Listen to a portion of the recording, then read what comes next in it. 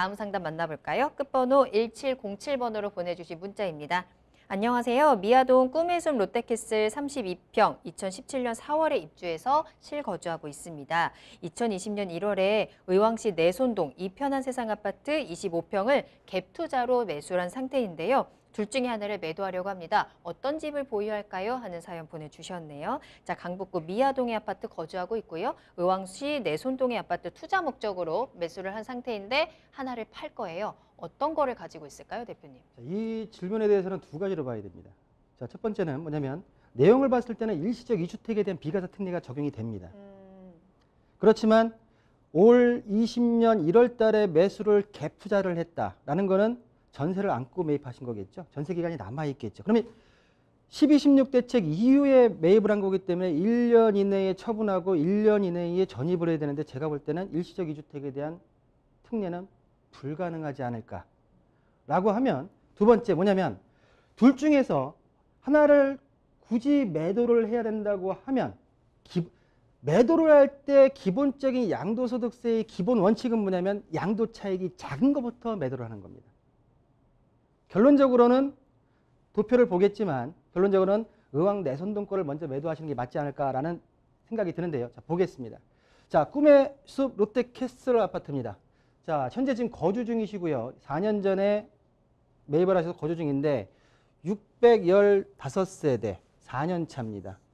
현재 지금 32평의 가격대가 9억, 실거래가가 9억 5천에서 9억 7, 8천까지 가 있는 무배양세를 볼 수가 있고요. 4년 전에 매입할 당시의 가격을 보면 한 5억대 초반에서 매수를 하지 않으셨을까라고 판단이 됩니다. 그러면 현재 양도 차익만 거의 4억 초중반이 됩니다. 중반. 또 주변에 서울권에서 미아 사거리역을 이용할 수 있는, 또 뒤쪽으로는 공원, 북서울 꿈의 숲 공원이 있는 어떤 숲세권에 놓여진 아파트의 특징을 보이고 있고요. 가장 중요한 거는 현재 지금 양도 차익이 4억 원 이상이 난 아파트다라는 부분으로 볼 수가 있겠고요. 자, 그러면 지금 현재 올해 1월 달에 갭 투자를 들어간 내손동 의왕 이편한 세상 25평 아파트입니다. 자, 25평 아파트 현 시점에서 6억 8천에서 7억대 초반까지 형성이 돼 있고요. 단지수가 크죠. 자, 보시는 대로 2,400세대가 넘습니다. 준공 연월수는 지금 9년차 됐고요. 교통호재가 굉장히 좋습니다. 자, 보시는 대로 위쪽으로는 4호선 과천을 넘어가는 인덕원역이 있고요. 향후 지금 인덕원 동탄선으로 들어가면 예정되어 있는 안양 농수산물 시장역이 있고, 또한 월곶에서 판교로 들어가는 월판선이 청계역이 있는 트라이앵글 안에 있는 지역입니다.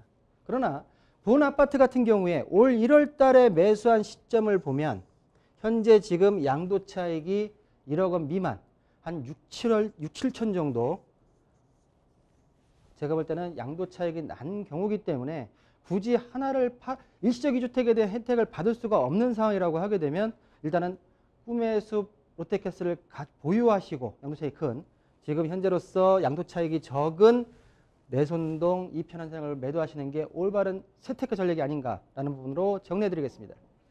추가적으로 궁금한 게 있는데요. 이 세금과 관련된 부분이 아니더라도 이 미아동의 아파트를 보유하는 게 전망으로도 조금 더 괜찮은 건가요? 일단은 서울권, 지역권을 봤을 때는 교통호재가 있지만은 그런 게 있습니다. 규제가 나왔을 때, 네. 규제, 정부 정책에 있어서 또 시황, 부동산 경기의 시황을 봤을 때 안전자산의 개념 자체를 먼저 생각해야 됩니다.